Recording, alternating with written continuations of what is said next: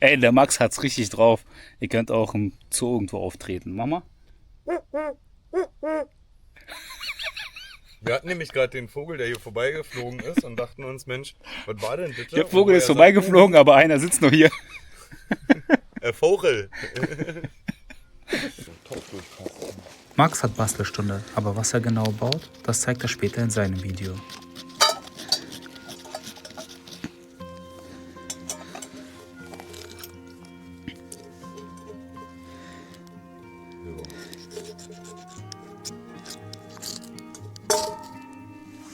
Gekonnt ist gekonnt.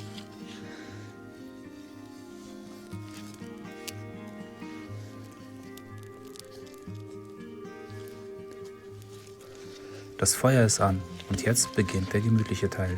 Perfekt für eine entspannte Zeit.